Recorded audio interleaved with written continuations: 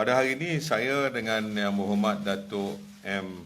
Saravanan, Menteri Sumber Manusia, telah mempengerusikan secara bersama mesyuarat jawatankuasa bersama antara Menteri Dalam Negeri dan Menteri Sumber Manusia mengenai pengurusan pekerja asing kali ke-7 bilangan 1 tahun 2022. Mesyuarat kali ini turut dihadiri secara fizikal dan dalam talian.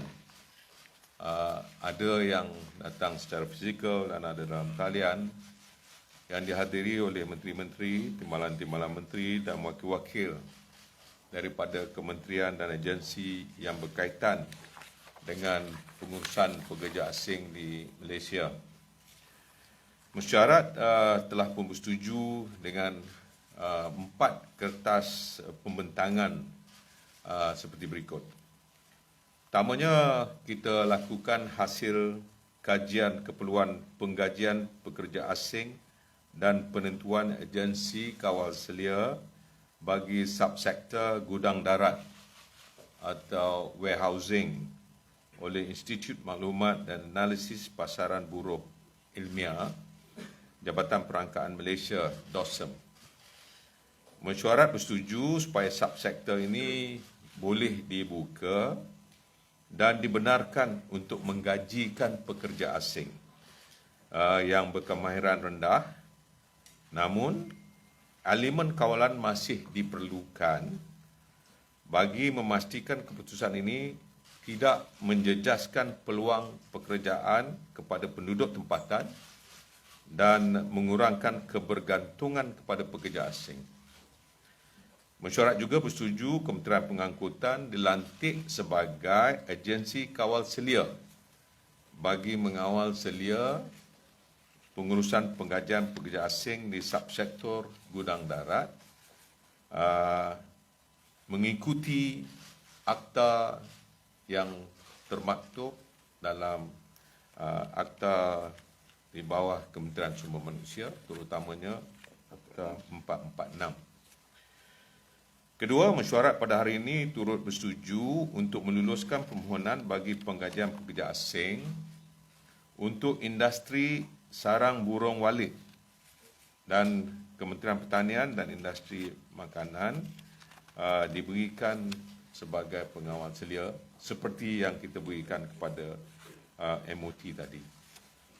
Ini adalah kerana kita merasakan peluang untuk kita memberikan sektor ini penambahbaikan dan supaya ianya dapat menjana satu pendapatan yang lebih baik untuk negara.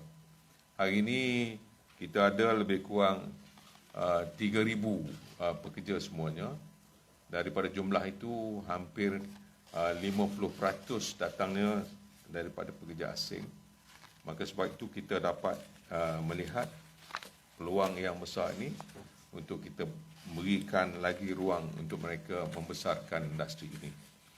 Ketiga, mesyuarat juga bersetuju untuk meluluskan kertas cadangan daripada Construction Labour Exchange Berhad atau CLAB bagi membolehkan agensi berkenaan menguruskan sepenuhnya kemasukan pekerja asing binaan melebihi 100 orang selaras dengan pematuhan kepada Akta 520 seperti memastikan pekerja mempunyai kad personal binaan CIDP dan sijil kompetensi kemahiran pembinaan SKKP.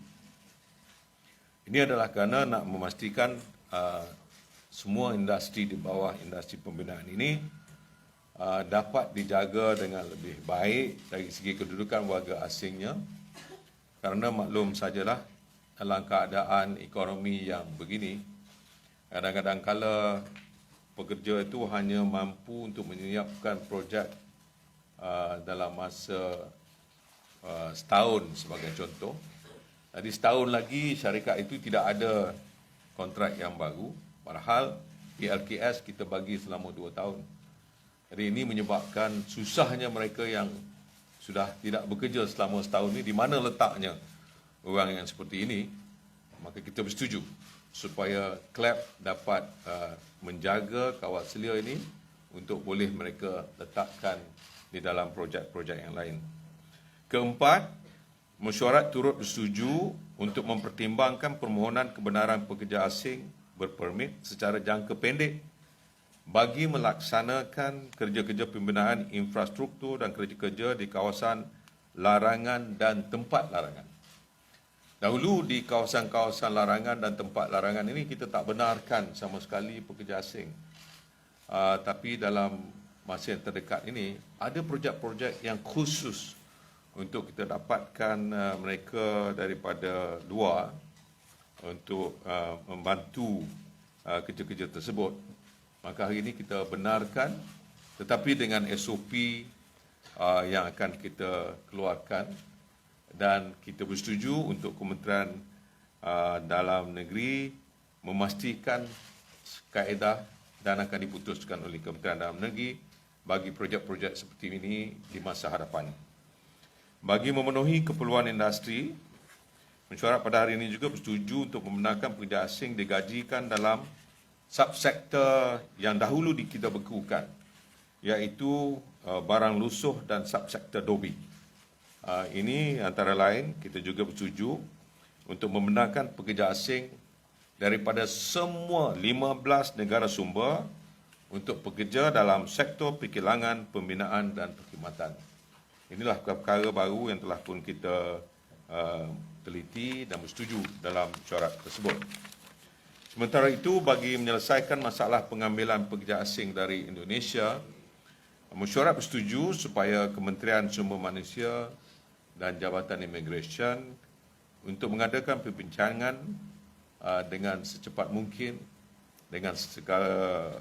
dengan pihak Indonesia untuk memastikan segala salah faham, communication breakdown yang ada itu dapat diselesaikan dengan secepatnya.